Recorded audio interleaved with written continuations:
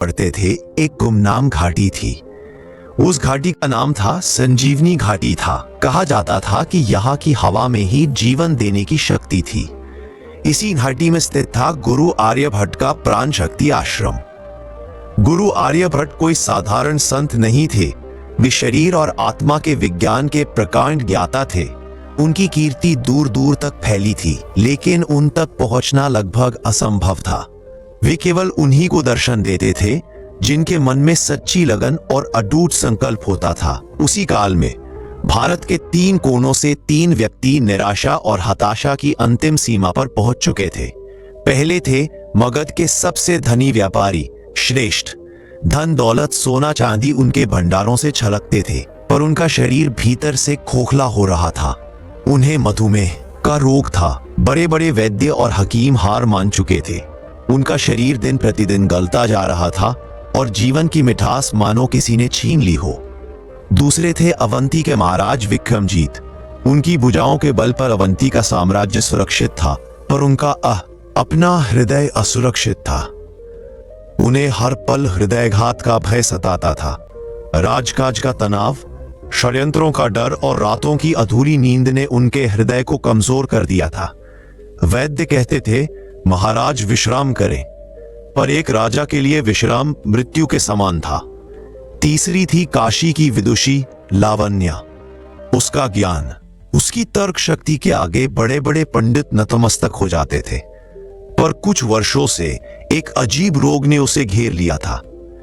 उसका गला हमेशा सूजा रहता, शरीर में ऊर्जा की एक बूंद भी न बचती और उसका मन बिना किसी कारण के कभी उदासी तो कभी क्रोध के सागर में डूब जाता। आधुनिक भाषा में जिसे थायराइड की समस्या कहते हैं, उसी ने लावण्या के तेज को हर लिया था।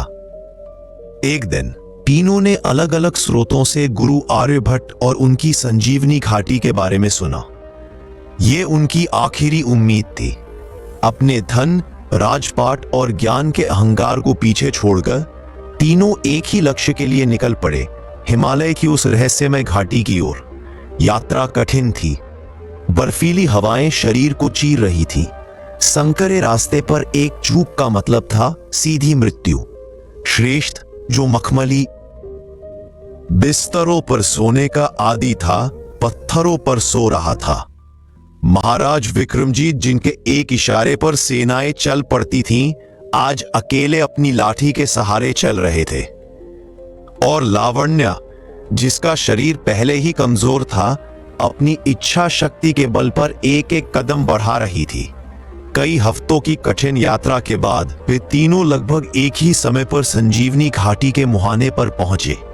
घाटी में प्रवेश करते ही मानो वे किसी और ही लोक में आ गए हों। हवा में एक अजीब सी ताजगी और ऊर्जा थी। पक्षियों का कलरव संगीत जैसा लग रहा था और फूलों की सुगंध मन को शांत कर रही थी। सामने एक छोटा सा फूस की झोपड़ियों से बना आश्रम था। कोई तामझाम नहीं, कोई भव्य द्वार नहीं, बस सादगी और शांति। आश्रम के बाहर एक युवा शिष्य झाड़ू लगा रहा था। तीनों ने उससे गुरु आर्यभट्ट से मिलने की इच्छा जताई। शिष्य मुस्कुराया और बोला, गुरुदेव तो सबसे मिलते हैं, पर वे पहले आपके यहाँ आने का कारण नहीं, आपके यहाँ पहुंचने का संकल्प देखते हैं। आपने यात्रा पूरी की, यही आपकी पहली योग्यता है। भीतर पधारिए। वे आश्रम के आंगन में पहुंचे। वहां एक वट वृक्ष के नीचे पद्मासन में बैठे एक तेजस्वी वृद्ध थे। उनकी आंखें बंद थीं, पर उनके चेहरे पर ऐसा नूर था मानो सैकड़ों सूर्य एक साथ उदय हो गए हो। यही थे गुरु आर्यभट्ट। उनके आंखें खोलते ही तीनों ने एक साथ प्रणाम किया। गुरुदेव की आवाज शांत और गहरी थी, जैसे किसी झील का पानी हो। कहो पुत्रों, कहो पुत्री, किस पीड़ा ने तुम्हें इस दुर्गम पथ पर चलने को विवश किया? तीनों ने एक एक कर अपनी व्यथा सुनाई। श्रेष्ठ ने अपने मधुमेह और गलते हुए शरीर के बारे में बताया। महाराज विक्रमजीत ने अपने भयभीत हृदय और तनाव के बारे में बताया। लावण्या ने अपनी खोई हुई ऊर्जा और मन की अस्थिरता के बारे में बताया। गुरु आर्यभट्ट ने सबकी बात ध्यान से सुनी। फिर वे मुस्कुराए। तुम लोगों को लगता है कि तुम्हारे रोग अलग अलग है, पर सत्य तो यह है कि इन सभी रोगों की जड़ एक ही है। तीनों हैरान रह गए। गुरुदेव ने समझाना शुरू किया, हमारा शरीर केवल मांस और हड्डियों का ढांचा नहीं है, ये ऊर्जा का एक जीवंत प्रवाह है, और इस ऊर्जा का वाहन है हमारी श्वास, जिसे हम प्राण कहते हैं। जब यह प्राण शक्ति शरीर में सही ढंग से नहीं बहती तो शरीर में गांठें पड़ जाती हैं। यही गांठें अलग अलग अंगों में रोग बनकर प्रकट होती हैं। उन्होंने श्रेष्ठ की ओर देखा। पुत्र श्रेष्ठ, तुम्हारा रोग मधुमेह नहीं, तुम्हारी अग्नि का मंद पड़ जाना है। तुम्हारे शरीर की पाचन अग्नि, जो भोजन को पचाकर ऊर्जा बनाती है, कमजोर हो गई है। तुम्हारा प्राण नाभि के क्षेत्र में अटक गया है, इसलिए जो भी मीठा तुम खाते हो वह ऊर्जा बनने के बजाय विष बन रहा है। फिर वे महाराज विक्रमजीत की ओर मुड़े। राजन, तुम्हारा हृदय कमजोर नहीं, तुम्हारा वायु तत्व अनियंत्रित हो गया है। तुम्हारा मन हर समय भविष्य की चिंताओं और अतीत के भय में दौड़ता रहता है। यह दौड़ तुम्हारे श्वास की गति को तेज और उथली कर देती है। यह तेज हवा का झोंका तुम्हारे हृदय रूपी दीपक को बुझाने पर तुला है। तुम्हारा प्राण हृदय और मस्तिष्क के बीच बेचैनी से भटक रहा है। अंत में उन्होंने लावण्या को देखा। पुत्री लावण्या, तुम्हारा रोग तुम्हारे कंठ में है, जिसे विशुद्धि चक्र कहते हैं। यह चक्र शरीर और मन के बीच का सेतु है। जब तुम्हारी ऊर्जा यहाँ रुक जाती है तो शरीर के संदेश मस्तिष्क तक और मस्तिष्क के आदेश शरीर तक ठीक से नहीं पहुंच पाते। इसी से तुम्हारे शरीर में ऊर्जा का संतुलन बिगड़ गया है और मन की शांति भंग हो गई है। तीनों मंत्रमुग्ध होकर सुन रहे थे। आज पहली बार किसी ने उनके रोग के लक्षण नहीं, कारण पर बात की थी। तो गुरुदेव, इसका समाधान क्या है? उन्होंने एक साथ पूछा। गुरुदेव उठे और बोले, समाधान बाहर की औषधियों में नहीं, तुम्हारे भीतर बहने वाली श्वास में छिपा है। मैं तुम्हें 3 श्वास की तकनीकें सिखाऊंगा। ये केवल सांस लेने और छोड़ने की क्रियाएं नहीं है, ये अपने प्राण पर अधिकार करने की कुंजियां है। इन्हें नियमित रूप से साधने पर तुम अपने शरीर के सबसे बड़े वैद्य स्वयं बन जाओगे। 3 चमत्कारी श्वास तकनीकें। अगले कुछ सप्ताह तीनों गुरुदेव के सानिध्य में उन तकनीकों को सीखने लगे। 1. श्रेष्ठ के लिए अग्निसार क्रिया, मधुमेह के लिए गुलिये। अग्निसार क्रिया मधुमेह के लिए गुरुदेव ने कहा, श्रेष्ठ, तुम्हें अपनी नाभि की अग्नि को फिर से प्रज्वलित करना होगा। विधि: पद्मासन या सुखासन में बैठो, रीढ़ की हड्डी सीधी रखो, गहरी सांस भरो। अब अपनी पूरी शक्ति से झटके के साथ सांस को नाक से बाहर फेंको। सांस बाहर फेंकते समय पेट को अंदर की ओर खींचो, जैसे तुम्हारी नाभि रीढ़ की हड्डी को छूना चाहती हो। सांस लेने पर ध्यान मत दो, वह अपने आप हो जाएगी। तुम्हारा पूरा ध्यान केवल शक्ति के साथ सांस बाहर फेंकने पर होना चाहिए। श्रेष्ठ ने अभ्यास शुरू किया। शुरू में उसे चक्कर आने लगे, पर धीरे धीरे उसे अपने नाभि क्षेत्र में एक गर्मी और ऊर्जा का अनुभव होने लगा। यह उसकी सोई हुई पाचन अग्नि के जागने का संकेत था। गुरुदेव ने कहा, यह क्रिया तुम्हारे पैंक्रियास को सक्रिय करेगी और शरीर की शर्करा को पचाने की क्षमता को पुनः स्थापित करेगी।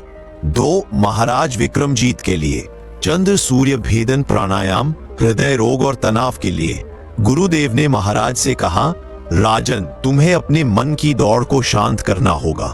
तुम्हें अपने भीतर के सूर्य गर्म ऊर्जा और चंद्र ठंडी ऊर्जा को संतुलित करना होगा।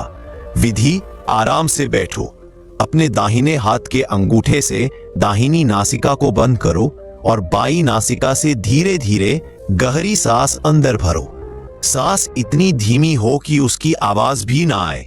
अब बाईं नासिका को अपनी अनामिका और मध्यमा उंगलियों से बंद करो और दाहिनी नासिका से अंगूठा हटाकर धीरे धीरे सांस बाहर छोड़ो। फिर दाहिनी नासिका से ही सांस भरो और बाईं से छोड़ो। यह एक चक्र है। महाराज ने अभ्यास शुरू किया। जैसे जैसे वे इस धीमी लयबद्ध श्वास प्रक्रिया में डूबते गए, उनका मन शांत होने लगा, धड़कनें सामान्य होने लगी।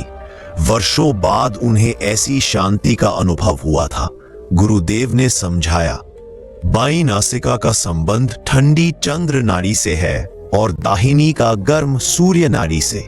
यह प्राणायाम तुम्हारे रक्तचाप को नियंत्रित करेगा, तनाव को घटाएगा और हृदय को बल देगा। 3. लावण्या के लिए शंखनाद प्राणायाम, थायराइड और ऊर्जा संतुलन के लिए गुरुदेव ने लावण्या से कहा, पुत्री, तुम्हें अपने कंठ में अटकी ऊर्जा के प्रवाह को खोलना होगा। विधि: सीधी बैठकर आंखें बंद करो। अब अपने गले की मांसपेशियों को हल्का सा सिकोड़ो, जैसे तुम कुछ निगलने वाली हो। अब इसी सिकुड़े हुए गले से धीरे धीरे नाक से सांस अंदर भरो। सांस भरते समय गले से एक धीमी, गहरी, समुद्र की लहरों जैसी या शंख जैसी ध्वनि निकलेगी। सांस को कुछ पल रोको और फिर उसी तरह गले से ध्वनि करते हुए सांस को बाहर छोड़ो।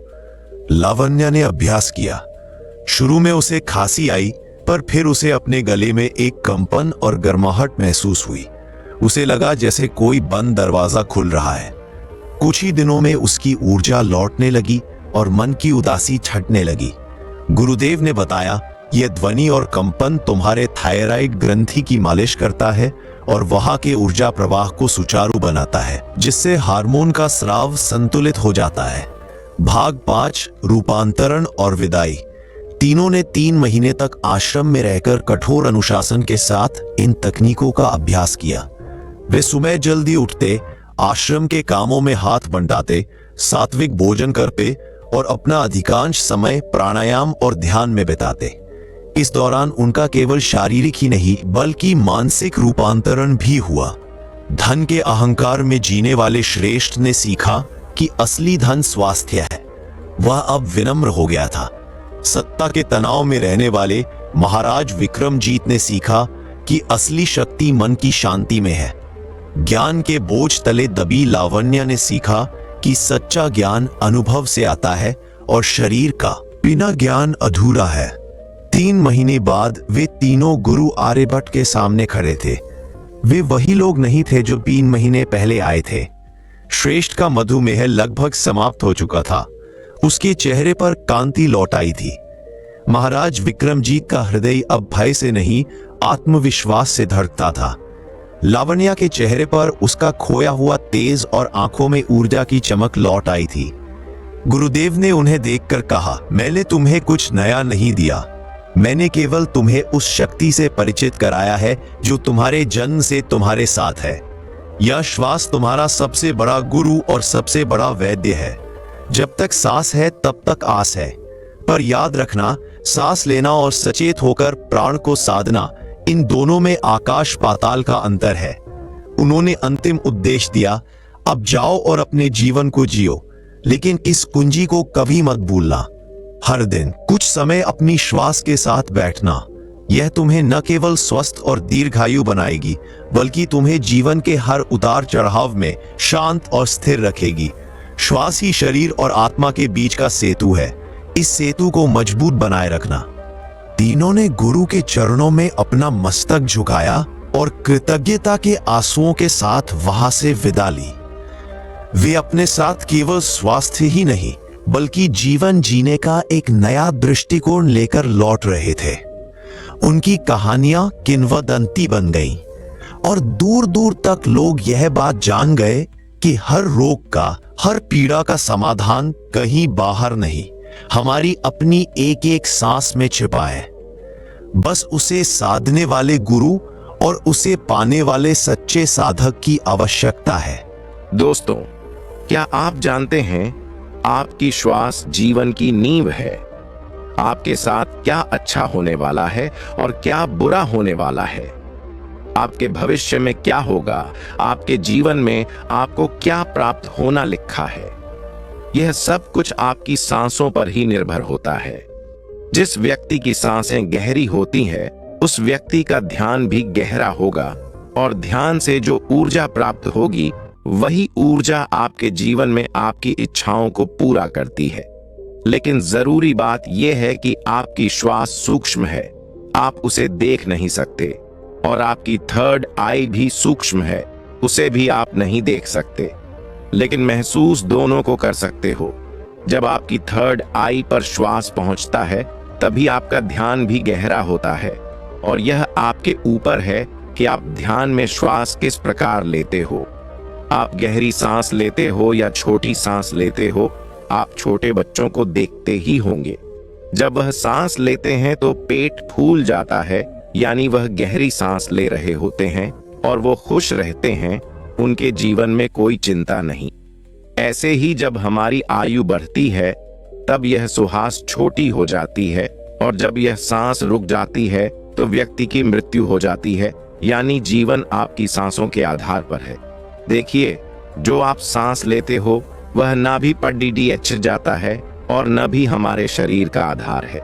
चिंता अच्छी, ऊर्जा अच्छी, ताकत और निरोगी शरीर, यह सब कुछ नाभि पर ही निर्भर होता है। और यह ऊर्जा नाभि से उठकर अगर आपकी थर्ड आई पर पहुंच जाए तो आपका ध्यान गहरा होने लगता है, यानी जो मांगोगे सो मिलेगा। ब्रह्मांड आपको सब कुछ देना शुरू कर देता है। आपका हर एक श्वास आपके जीवन को बदल